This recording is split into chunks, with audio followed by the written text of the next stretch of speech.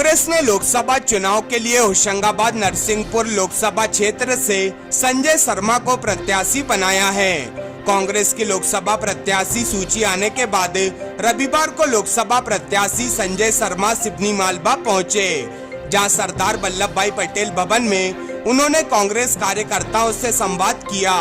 साथ ही पार्टी कार्यकर्ताओं और नेताओं से चर्चा कर चुनाव को लेकर उनसे सुझाव मांगे गए।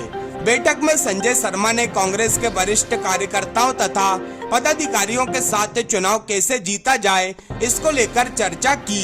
साथ ही उनके सुझाव सुने और चुनाव को लेकर पार्टी की रणनीति से भी अवगत कराया। लोकसभा प्रत्याशी ने कार्यकर्ताओं से कहा कि पूरे जोश के साथ कांग्रेस के लिए काम करें। देश के युवा, किसान, महिला और आमजन की सहभागिता को लेकर कांग्रेस की गारंटी जन जन तक पहुँचाएं। शर्मा ने भाजपा को आड़े हाथों लेते हुए कहा कि किसानों की वोट से भाजपा की सरकार बनी, लेकिन किसानों के हित की नीति नहीं बनाई गई। समर्थन मूल्य सरकार घोषित करती है और सरकार बनने के बाद सबसे पहले 2600 में गेहूं खरीदने के आदेश होना था, पर नहीं हुआ। उन्होंने कार्यकर्ताओं से कहा, कांग्रेस की गारंटियों का देश की हकीकत से वास्ता है और वर्तमान में देश की जरूरत है। हमें कांग्रेस की यही गारंटियां लेकर जनता तक पहुंचना है। संजय शर्मा ने कहा कि हम लोकसभा चुनाव के लिए पूरी तरह से तैयार हैं। हमारी लोकसभा की 8 विधानसभा के गांव-गांव में हमारी पार्टी के लोग प्रचार प्रसार कर रहे हैं। विधानसभा चुनाव में जो गलतियां हुई उनको दूर कर लोकसभा हम जीतेंगे। लोकतंत्र में कैसी सरकार चलना चाहिए और कैसी चल रही है हम सभी को पता है। जनता बहुत दुखी है। हमारी सरकार बनेगी तो पहले दिन से एमएसपी पर खरीदी की जाएगी। 500 रुपए में गैस सिलेंडर दिया जाएगा।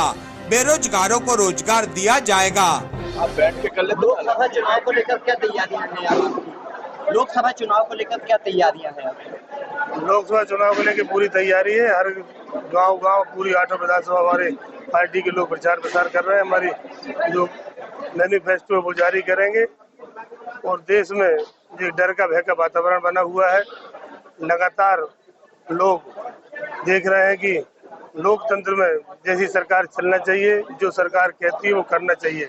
किसान का गेहूं अगर 27 रुपए में कहा था राज्य के चुनाव में तो खरीदना चाहिए था।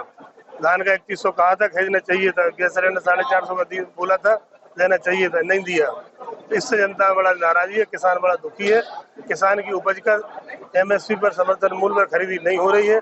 इससे बड़ी नाराजी किसान में कि देश में 80% लोग गांव में रहकर खेती करके अपना जीवन यापन करते हैं। कम से कम उनके लिए अच्छी नीति बनाकर सरकार को काम करना चाहिए। हमारी सरकार बनेगी, पहले दिन से एमएसपी खरीदी की जाएगी।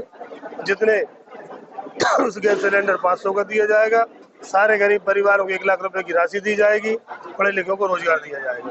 बातें करती है कांग्रेस को कहीं ना कहीं हिंदुत्व के मुद्दे पर घेरने की कोशिश करती है, तो क्या लगता है आपको? अरे हम भी हिंदू हैं, हम भी हिंदुत्व, हमारे घर भी रोज पूजा होती है। आज से थोड़ी सनातन काल से चली आ रही है।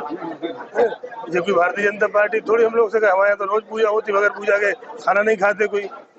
आज अभी तक हमने नाश्ता नहीं किया। पहले 3 बंद पूजा करके उसके बाद पूजा करेंगे। विधानसभा चुनावों में जो परिणाम था, लोकसभा क्षेत्र के अंतर्गत अपनी 8 विधानसभा आती है, वहाँ कहीं ना कहीं प्रतिकूल परिणाम था। तो अब लोकसभा में क्या और विशेष तैयारियां रहेंगी कि ऐसी वापस? तो सारी गलतियां जो विधानसभा हुई उनको सुधार करके चुनाव लड़ा जाएगा। सब मिलकर चुनाव लड़ेंगे।